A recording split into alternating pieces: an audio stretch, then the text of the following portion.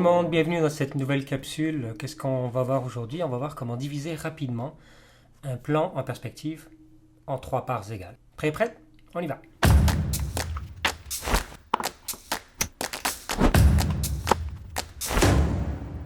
Alors je vais le faire, tiens, pour une fois en perspective à 3 points de fuite. Pourquoi pas? Okay, on ne fait pas ça souvent. Donc, je vais mettre une d'horizon assez haut. Point de fuite assez loin, mais quand même les laisser sur ma feuille. Même si en général, en fait, si vous faites une perspective réaliste, les points de fuite, souvent, la majorité ne sont pas sur la feuille. Là, je vais les mettre sur la feuille pour qu'on puisse bien les voir. Et je vais mettre un troisième point de fuite en bas ici. Dans ce cas-ci, on l'appelle le nadil, qui vient de l'arabe.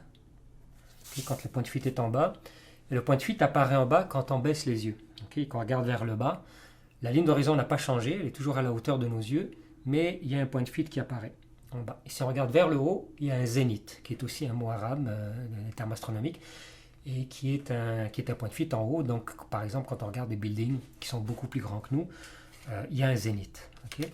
Ces points de fuite sont toujours là, c'est juste que quand on est en perspective linéaire, à un point de fuite, on considère que les autres sont tellement loin que les lignes sont parallèles. À 2 points de fuite, on considère que la hauteur, l'axe des Z, quand c'est un 2 points de fuite ordinaire, eh bien, il est tellement loin que c'est parallèle, qu'il est au-dessus de nous. Mais si je baisse la tête, je vais finir par le voir, parce qu'on s'imagine qu'on est à l'intérieur d'une très grande sphère de la taille de la Terre, et qu'il y a 6 points de fuite. Il y en a toujours 6. Un devant nous, un derrière nous, un à gauche, un à droite, un en haut, un en bas. Mais en perspective linéaire, c'est une approximation, on n'en considère que 1, 2 ou 3 des points de fuite. Okay. Donc je vais me tracer un prisme, comme un building si on veut. Comme d'habitude en perspective, la moindre petite erreur, si ça ne va pas exactement vers le point de fuite, si ça ne converge pas tout à fait, ça va s'accumuler. Donc ça se peut des fois que ce ne soit pas tout à fait aligné, il faut vraiment être précis. Donc nous avons un prisme ici. J'aimerais diviser la face du dessus en 3. D'accord? Alors la première chose qu'on fait, comme d'habitude, c'est tracer nos diagonales. Et ça me permet de trouver les centres des arêtes et donc de diviser effectivement ce rectangle-là en 2 ou 4 parties égales, ça dépend comment on le voit. Par exemple ici, je viens de le diviser en 2 parties égales. Vous voyez, j'ai un rectangle en haut et j'ai un rectangle en bas. Et ces 2 rectangles ont la même taille en perspective. Donc c'est assez pour pouvoir diviser dans le sens perpendiculaire à ces rectangles-là. Okay. Ce que je dois faire, c'est tracer une diagonale qui part d'un des sommets extérieurs vers le sommet commun, vers le milieu, okay, vers le sommet intérieur du demi-rectangle. Okay. Alors je vais le faire ici, part de ce sommet-là vers le sommet intérieur. Okay. Et ce point d'intersection avec la diagonale qui est le plus proche du sommet intérieur, c'est une division en 3, c'est un tiers. Donc si je pars du point de fuite maintenant, et que je passe par ce point-là que je viens de trouver, je viens de diviser en un premier tiers. Okay. Et cette section-là est plus grande parce qu'elle est plus proche de nous. Okay. On parle de déformation perspective. Et je peux faire l'inverse, soit en bas, soit en haut. Okay. Je vais le faire en haut. Et puis après, on va utiliser en bas pour vérifier. Okay. Et donc, voilà. Je pars d'ici, je viens là. Okay. Comme ça. Et ce point-là, c'est le point d'intersection du deuxième tiers. Et donc je viens effectivement de diviser ce rectangle en 1, 2, 3 tiers. Ça va? Je vais vérifier si j'ai bien fait mes trucs, donc je vais utiliser le rectangle d'en bas pour vérifier. D'accord? Vous voyez ici cette diagonale, elle arrive un peu trop bas, elle devrait arriver ici. Donc ça se peut qu'il y ait des petites erreurs. Donc si je fais ça, voilà, le point d'intersection est bon. Et si je fais ça, donc je disais, c'est le point d'intersection avec la diagonale qui est la plus proche du sommet intérieur qu'on a rejoint. Okay. Et voilà. Et il y a des petites erreurs parce que je suis un peu décalé ici. Okay. Donc c'est normal.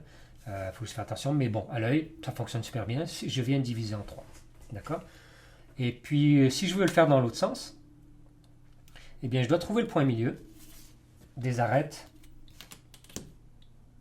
des deux autres arêtes. Donc, c'est une ligne qui part par le centre, géométrie que j'ai trouvé ici, et qui va jusqu'au bout. D'accord? Donc, maintenant, j'ai ce rectangle ici, et j'ai cette deuxième moitié de rectangle. Okay? Et je peux faire la même chose, je vais utiliser un orange. Okay? J'ai tendance à utiliser, vous allez voir tout le temps, la surface la plus grande, parce que c'est là qu'on fait le moins d'erreurs. Du centre ici, du centre de mon grand rectangle, vers le sommet extérieur. Et là où ça intersecte la diagonale, c'est-à-dire ici, tiens c'est logique, ça devrait intersecter ici.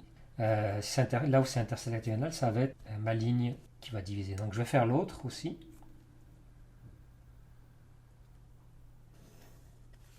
Et puis là où ça intersecte la diagonale, c'est ici. Et donc voilà ma division que je vais faire je vais la faire en noir foncé maintenant. C'est-à-dire que ce point-là, il est le même pour les divisions verticales que les divisions dans le sens des Y et les divisions dans le sens des X. Donc vous le sentez là, qu'on l'a divisé aussi également ici en 1, 2, 3. Okay? Donc on vient diviser ça en 3 parts égales. On va le vérifier. Si je veux diviser cette face-là maintenant en parts égales, okay, en parts égales verticales, je n'ai pas besoin de faire le calcul, j'ai juste besoin de prolonger. Mais on va faire le calcul pour vérifier qu'on a bien fait nos trucs et que ça fonctionne. Okay? Donc voilà ma division. Maintenant, je vais faire le calcul. J'ai mes diagonales. Conséquemment, je peux trouver le milieu des arêtes et donc diviser en deux mon rectangle dans le sens des X, dans le sens des Z ici, puis dans le sens des Y. Vous vous souvenez de ma convention. Puis là, si vous utilisez Maya, des logiciels 3D comme Maya, okay, vous n'allez pas m'aimer parce que moi, je suis plus Blender. Et donc, mon axe des Z est vers le haut. Dans Maya, l'axe des Y est vers le haut. Donc, vous vous souvenez, la convention que j'aime bien utiliser, c'est que l'axe des Z, c'est la verticale qui n'a pas de point de fuite, ou le nadir, ou le zénith. Donc, dans ce sens-là. L'axe des X, il est dans ce sens-là. Et l'axe des Y, il est dans ce sens-là. D'accord? Et donc, ça forme un cube vu de l'intérieur, et en perspective, c'est 90 degrés partout. Entre chaque point de fuite, il y a 90 degrés au point station, là où se trouve l'observateur ou l'observatrice. Okay, vous vous souvenez de ça, c'était la capsule précédente. Donc, ok, ici, je vais vérifier que c'est bien ces lignes-là. Donc, je dois diviser le rectangle qui est perpendiculaire aux lignes, au tiers que je veux diviser. Donc, si je trace ici une diagonale, ok, ah, ça coïncide, plus ou moins. J'ai des erreurs, des petites erreurs, donc c'est un peu décalé, mais ça coïncide quand même. Et puis si je fais l'autre diagonale, ça coïncide également. Ok, ici. Donc j'ai vérifié que je l'ai bien divisé. Alors on va le diviser maintenant dans l'autre sens, dans le sens des Y. Je vais le faire dans l'autre sens. Voyons voir. Ici, j'ai la ligne rose qui traverse ma diagonale ici. Donc voilà ma première division. Et voilà ma deuxième division. Et maintenant, pour l'autre face, j'ai plus besoin de faire de calcul. J'ai juste à prolonger mes lignes, tout simplement. Et voilà, je viens donc effectivement de diviser un prisme en 3 par 3. Tiens, ça commence à ressembler à un cube Rubik. Ça tombe bien parce que dans une prochaine capsule, on va dessiner, ça va être une capsule d'un peu plus en longue haleine, on va dessiner un cube Rubik de manière réaliste. Voilà notre cube divisé en 3 par 3. Ok, ben c'est pas nécessairement un cube, voilà notre prisme. Alors ça vous va, vous savez maintenant comment rapidement diviser en 3 un plan en perspective à 2 points de fuite. Ça va? On se voit bientôt. Bonne pratique, paix et guérison.